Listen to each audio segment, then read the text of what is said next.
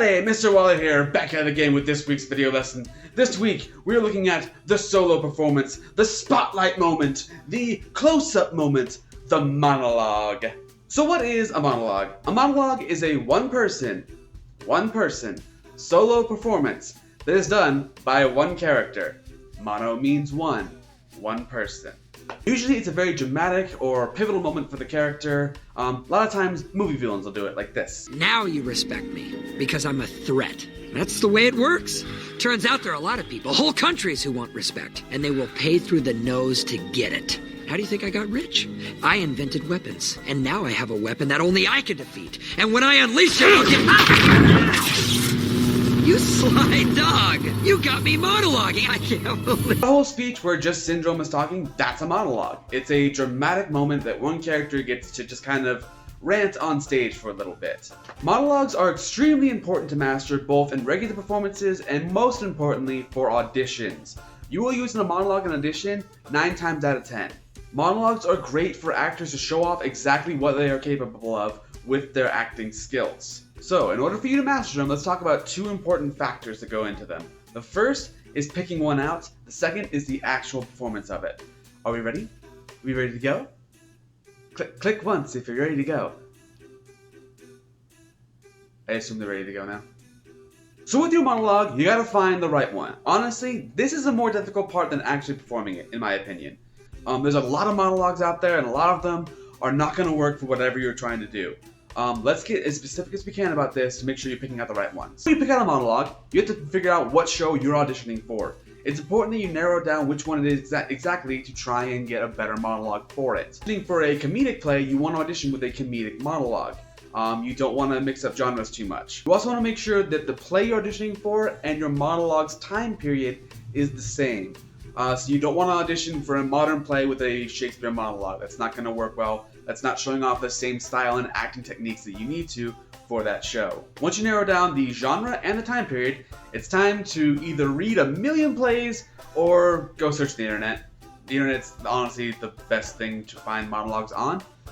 There's lots of different sites that have a lot of different monologues on them. It's just a matter of reading through as many as you can to find the right one. You also want to make sure your monologue is the right length. You don't want it to be too short because then you're not going to make an impression on the director. And you don't want to make it too long because you don't want to bore them all to death with your 5-minute long speech. So, a good spot to go for is 1 minute to 1.5 minutes. That's about as long as your monologue should be. It can't be any shorter, and it can't go any longer than that time frame.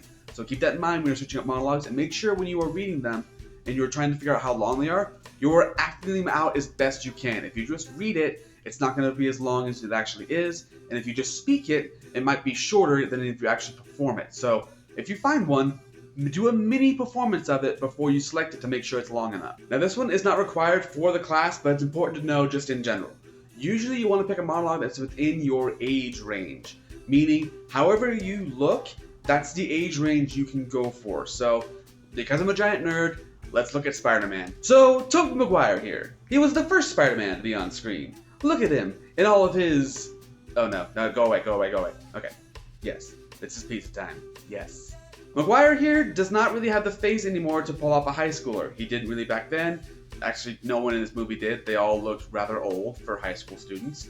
But Tom Baby-Faced Holland here absolutely does. He looks like he belongs in high school. He's a small little baby. Look at him. He looks like he belongs in high school, therefore he can audition for more high school roles. So, depending on how you look, most of you are middle school or early high school students, that's your age range. But again, it's not important for this class, but it's important to know if you're auditioning for, say, community theater roles or anything outside of the school. It's important when you pick a monologue, your character's gender identity has to match up with whatever your gender identity is. Gender bending, which is what happens when a character that was originally written as a certain gender is flip-flopped for another one later on when it's actually performed. It happens all the time in theater. All the time. Especially at the school level because not a lot of guys audition, so they constantly are flipping men roles for women roles. That happens all the time. That's okay. But that's the director's decision, not yours. It's happened since the beginning with Shakespeare. Shakespeare constantly casted young men for his roles instead of women. I did it last year even when I did Frozen at my school. I casted girls as guys everywhere because I had to, and most of them fit perfectly. But that's the director's decision, not the actor's. So it's the actor's job to show off what they can do, and if the director chooses to gender bend that role, that's up to them, not the actor. So make sure you're picking a character in your monologue that identifies with the gender you identify with. Last, and one of the most important things, do not pick a monologue from a popular show. Here's what I mean. I love Hamilton as a theater goer. As a regular theater person, I love this show and what it's done for the entire genre. It's amazing.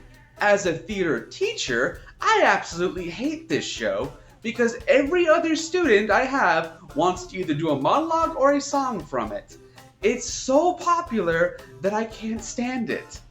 When I was in high school, that show for me was Wicked. I was at the height of its popularity and everyone was doing a song from it and everyone was singing popular from it because it was so fun and everyone did it. That's the problem. You want to stand out in an audition, not blend in. If you do the same song as the person in front of you, you're not going to show off as much. You're going to show a very lazy and unoriginal actor right there because you chose the most popular song. So please avoid popular shows. If you have any questions about what's too popular a show, just email me. I'll let you know if it's good or not. Because this is the most common thing I see is just so many Hamilton. So many bad Hamilton auditions. So let's go over our patented monologue checklist. First of all, you want to make sure your genre and time period matches up with the show you're auditioning for. Your monologue's got to match those two things. You want to make sure your time limit is within 1 minute and 1 minute and 30 seconds. That's about as long as you need to show off what you can do, and it's also not too long to bore off your directors. Number 3, you want to make sure that the character in your monologue matches the gender you identify with. Number 4, you want to make sure it's not a crazy popular show or monologue like Hamilton. Just don't do Hamilton, please. And last but not required one, age range. Make sure your monologue is within your age range. Now for the actual performance of your monologue, here's what you can do to make it more successful. First and foremost, just speak loud and clear. The more loud and clear you sound, the more we can understand what you are trying to say. That's a pretty basic one, but one you need to always go over. Depending on the monologue you choose, it could be what's called a park and bark, which is where you stand still and just deliver the monologue and just don't move and be stoic and never move and just, like kind of like a speech. Or you could move around a little bit. The key is to find that sweet spot again. You'd want to move a little bit that's motivated by the character, but not move so much that you're like a hectic little, jumping bean on stage. Yeah, jumping bean, I like that. Movement is always one of those things when students start doing monologues that they have a hard time with. Here's an exercise you can do after this video, either in front of your friends or in front of your class. I would recommend doing it in front of your class, wink wink, or at home in front of your parents. It's finding your nervous tick. Stand up and sing either Twinkle Twinkle Little Star or the ABCs. That's it. Don't do anything else. Just stand there and sing it. If you do anything, I mean anything, if you move your hands, if you shuffle your feet, if you shift your weight, if you put your hands into your pockets, that's your nervous tick. That's something that your body is saying, I'm trying to be comfortable right now, and I'm uncomfortable. Here's what I can do to try and stay comfortable. A lot of kids I see will put their hands in their pockets and try and hold on to them and be like, if I don't do this, I will go away. If I don't hold on to something, I'm going to float away. Just stay there, just stand there and try and recite. If you can get past your nervous ticks, that'll help you with monologue. So find your nervous tick and then start to try and repress it and keep it down so that way your character can come out more and you can stay a bit more buried when you perform. You also want to watch out for actors' hands. These are hands that move around for no actual reason. It's just because you're nervous and you feel like when you're performing, you need to do something with your hands. Because this happens all the time because, I feel uncomfortable doing this even. That alone is not right? Your hands need to have motivated, strong character movements. If you're pointing at something, right? Or if you are trying to illustrate something, don't talk with your hands too much. I'm doing it now even, right? So watch out for actors' hands. Hands that feel like because you're standing still and because someone's looking at you, you feel you need to move your hands. Don't do that. Try and keep your hands still unless it's a character motivated thing. The biggest thing is just to show how much character you're putting into your monologue. That's why we slate before we perform. That shows your monotone, regular voice, and then you go into your character and you show what you can do. So make sure when you're doing a monologue, you're not talking like yourself anymore. You're not reciting a speech. You're not just reading words on a page. You are acting now. You are putting character into it. you're putting motivation and resonance behind your voice to show how much you are acting. Put some motivation and acting into it. It's an acting class. Imagine that. You have to act in it.